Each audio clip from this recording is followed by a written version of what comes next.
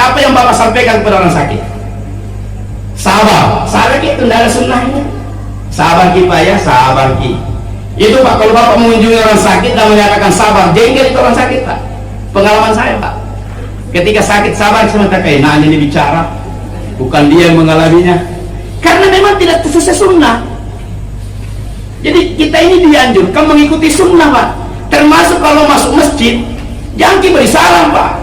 Assalamualaikum, tidak ada sunnahnya masuk masjid beri salam. Apalagi kalau tengah malam Pak, jam 4 subuh, jam 3 subuh Bapak masuk masjid gelap-gelap beri salam, bahaya Pak. Kalau bagaimana kalau ada yang menjawab Waalaikumsalam, pasti Bapak lari karena tidak sesuai tertib. Ada yang mengalami di rata-rata Pak, dia jam 4 subuh pertama kali datang ke masjid gelap. Kejadian nyata ini di masjidnya Pandi Sutiawan. Assalamualaikum, tiba-tiba ada yang menjawab Waalaikumsalam. Ternyata ada yang duluan datang daripada dia tapi tidak menyalakan lampu. Sama dengan Bapak kalau masuk di rumah, rumahnya Bapak sendiri Pak. Bapak keluar rumah dengan istrinya, dengan anak-anaknya, kunci pintu. Kalau masuk jangan baca salam. Salam kepada siapa? Khawatirnya Bapak beri salam ada yang jawab. Bagaimana Pak? Nah tidak ada orang di dalam. Bapak bisa lari. Yang sunnahnya baca bismillah. Kecuali kalau di rumah ada istri, ada anak, sunnahnya masuk rumah Assalamualaikum, kan begitu. Ada orang lewat, ada pohon keramat, beri salam, salam kepada siapa? Ada yang melakukannya. Bagaimana kalau ada yang jawab Pak?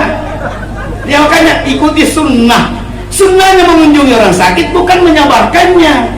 Sabar bukan, Nabi tidak lakukan itu. Tapi kalau orangnya sudah meninggal, suruh bersabar. Meninggal bapaknya misalnya kayak Pasna, bersabar Pak Haji ya, itu tidak apa-apa. Tapi kalau orangnya sakit, kalau pas suruh sabar, dia jengkel Pak, karena tidak sesuai sunnah. Saya mengalaminya. Yang benar, ketika mendatangi orang sakit, katakanlah la basa, tahurun. Itu kalau pakai bahasa, tidak apa-apa saudara, tidak apa-apa ini. Jangan tak beda-beda. Jangan bahaya ini. Ada temanku begini Pak, 3 hari langsung. Jangan, biarpun Bapak itu penyakit berat, tidak apa-apa, tidak apa-apa. Tahurun ini pembersih saudara. Tapi bisa juga tersinggung juga, gimana saya banyak dosa. Nah, hadirin yang berbahagia, itu sunnahnya kalau mendatangi orang sakit. Karena memang sakit itu pembersih, pengangkat derajat. Dalam sebuah riwayat dikatakan ada makam tertentu dalam derajat keimanan seseorang, tidak bisa diraih dengan amalan, tidak bisa diraih dengan tahajud, tidak bisa diraih dengan puasa, tidak bisa. Hanya bisa diraih dengan penderitaan dan sakit. Jadi ada orang ingin dibentuk oleh Allah untuk mencapai derajat tertentu, dibikin menderita hidupnya, dibikin sakit ya Pak. Itu hebatnya orang beriman, sakitnya juga bisa menjadi anugerah. Bahkan ada sebuah riwayat disebutkan dalam kitab Daqaiqul Akhbar, biar kita tidak prasangka buruk sama Allah. Sekalipun jangan juga langsung mencap. Kita selalu berprasangka baik, tapi jangan langsung mencap orang Pak. Ini kalimatnya begini. Apabila aku menghendaki, ini hadis qudsi, apabila aku menghendaki untuk mengampuni seseorang, maka aku bikin menderita dia. Nah, barusan dengar mungkin kalimat ini. Jadi jangan Bapak cemburu dengan teman, dengan saudara di samping rumahnya. Kenapa nih? Itu tidak pernah muncul di masjid. Saya tiap hari masjid tahajud. Kenapa usahaku saya sakit-sakitan, usahaku ini kasihnya susah, karirku ini susah, dia tidak pernah di masjid. Ramadan juga dia masih makan. Bagusnya sehat-sehat anaknya, sehat-sehat dirinya. Nah, ini berarti kita salah dalam memahami keridhaan Allah. Keridhaan Allah itu bukan dilihat dari anugerah dunia Pak, bukan dilihat dari sehatnya orang itu, bukan dilihat dari kekayaan orang itu, bukan. Andaikan kekayaan ini menjadi standar keridhaan Allah, maka yang paling diridhoi oleh Allah adalah Jeff Bezos. Jeff Bezos ini pemilik Amazon.com dan dia orang kafir Pak, memiliki kekayaan hampir 4.000 triliun. Nah kenapa? Dari 200 orang terkaya di dunia, tidak sampai 10 orang muslim Pak. Ini menandakan bahwa kekayaan bukan bukti bahwa Allah rela kepada orang itu, Allah cinta dengan orang itu. Begitu pula kalau orang menderita, orangnya miskin, bukan sebagai bukti bahwa orang itu tidak disenangi oleh Allah. Bagaimana ciri orang disenangi oleh Allah? Apabila istiqamah dalam amal agama. Apakah tinggal di gubuk, apakah sakit-sakitan, tidak ada masalah. Yang penting orang itu taat sama agama, taat sama Allah, menjauhi larangan-larangan Allah. Orang itu berarti dicintai oleh Allah SWT. Ini cara memandang hidup pada diri. Nah, maka ada yang berbahagia. Nabi dalam surah hadis kursi menyatakan, apabila aku menghendaki, ini firman Allah hadis kursi, untuk mengampuni seseorang, maka aku persulit hidupnya. Tapi itu makanya jangan juga cap orang ya. Sehat terus itu orang, berarti dibenci oleh Allah. Enggak juga. Yang penting orang itu taat. Mau dia sehat, mau dia sakit-sakitan, mau dia kaya, mau dia miskin, kalau orang itu istiqomah dalam ketaatan, berarti diridhoi oleh Allah. Biar ada orang kaya diridhoi oleh Allah. Abdurrahman bin Auf diridhoi oleh Allah, kaya raya Pak. Kaya raya Abdurrahman bin Auf itu diperkirakan hampir 100 triliun kekayaannya ketika meninggal. Tapi dijamin masuk surga. Jadi bukan kaya atau miskinnya orang dinilai diridhoi oleh Allah, tapi dinilai dari ketaatannya dalam agama. Apabila dia meninggal, ternyata keburukan-keburukannya, dosa-dosanya itu belum setimpal dengan penderitaan yang saya berikan kepadanya, maka aku persulit kematiannya. Ketika menjelang kematian, aku persulit kematiannya, supaya ketika menemuiku kelak tidak ada lagi dosanya. Sudah saya balaskan dengan penderitaan dan kesulitan kematian. Dan apabila aku menghendaki untuk tidak mengampuni seseorang, aku persenang hidupnya, aku perlapangkan jalannya. Dan apabila kebaikan, pasti orang itu ada kebaikannya Pak. Apabila kebaikan-kebaikannya itu belum tertuntaskan dengan kesehatan yang saya berikan kepadanya, aku permudah kematiannya, sehingga kelak ketika dia menemuiku tidak ada lagi kebaikannya, sudah selesai saya balaskan. Jadi ini kita berprasangka baik kepada Allah, hadirin. Maka sakit baik, sehat baik, miskin baik, kaya baik, yang penting orang beriman meresponnya dengan syukur kalau dia baik, meresponnya dengan sabar kalau hal yang tidak menyenangkan hatinya. Hanya orang beriman yang memiliki ini, hadirin. Maka bersyukurlah hadirin, Allah menganugerahkan kita menjadi orang beriman. Maka kita hadir di tempat ini untuk menyebarkan beliau, karena tentu beliau bersedih Pak. Nabi saja bersedih meninggal anak terakhirnya bernama Ibrahim, apalagi kita ini bukan Nabi, amalan kita belum seberapa, meninggal ayah, meninggal ibu, meninggal anak, meninggal istri, wajar kita bersedih. Kita datang di tempat ini untuk menyabarkan dan menguatkan beliau. Ini maknanya takziah, biar kita paham. Yang saya dipikirin untuk orang meninggal, tidak justru orang hidup Pak. Untuk orang hidup ada juga porsinya nanti untuk orang meninggal. Yang pertama apa tadi hikmahnya ini takziah? Yang pertama adalah untuk menyabarkan dan menguatkan orang yang ditinggal mati oleh orang yang dicintai. Yang kedua, pentingnya ini takziah Pak, yang disebut dengan zikrul maut, mengingatkan kita kepada kematian. Kenapa kematian ini perlu diingat?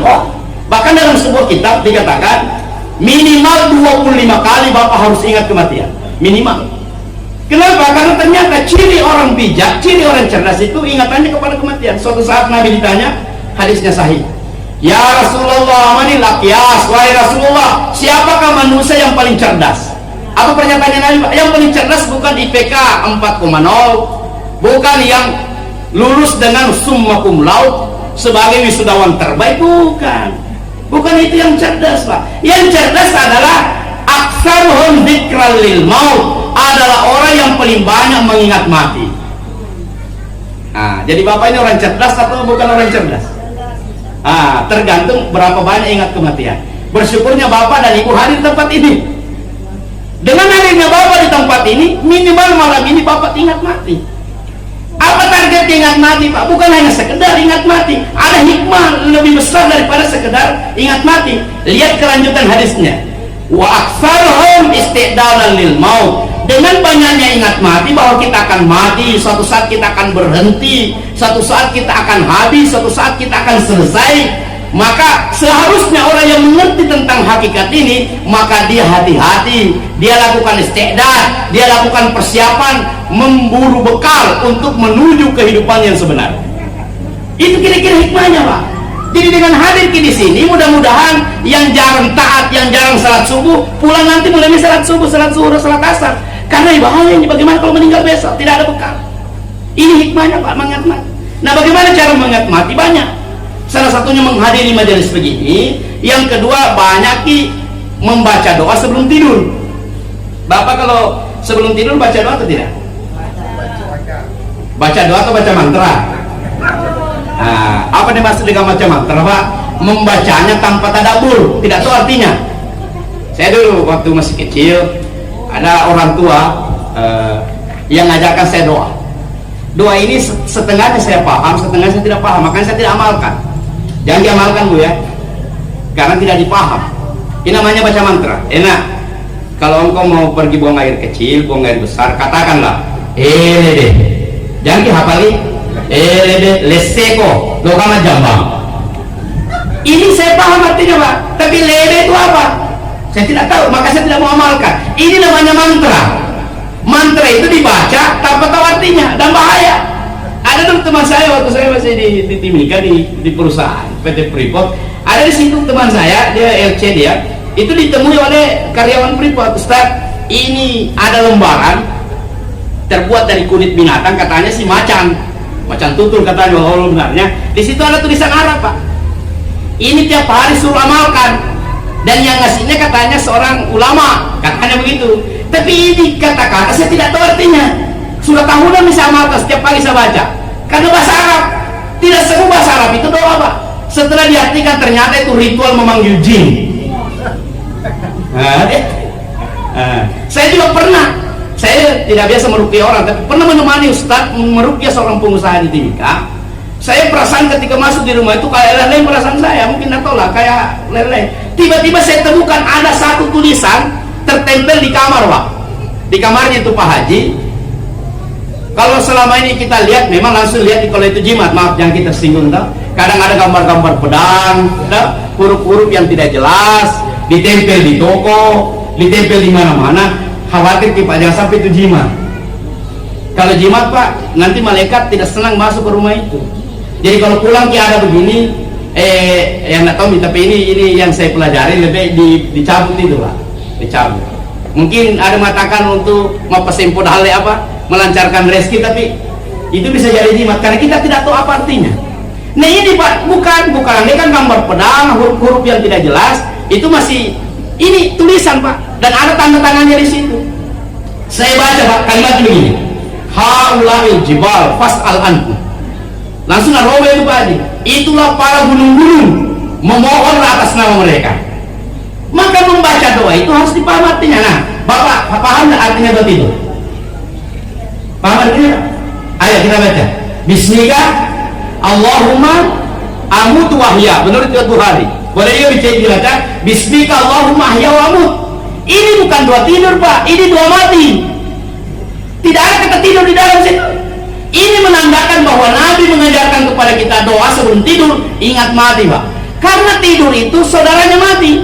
Nabi menyatakan an-naumu akhul maut, tidur adalah saudaranya mati. Dalam ayat lain, ayat mengatakan, Allah berfirman, Allahul ladzi yatawaffal anfusu hina mautiha wallati lam tamut fi manamiha. Dialah Allah yang menggenggam jiwa ketika tidurnya dan menggenggam jiwa ketika matinya. Jadi menurut ayat ini Pak, kalau orang tidur sama dengan orang mati, digenggam jiwanya oleh Allah.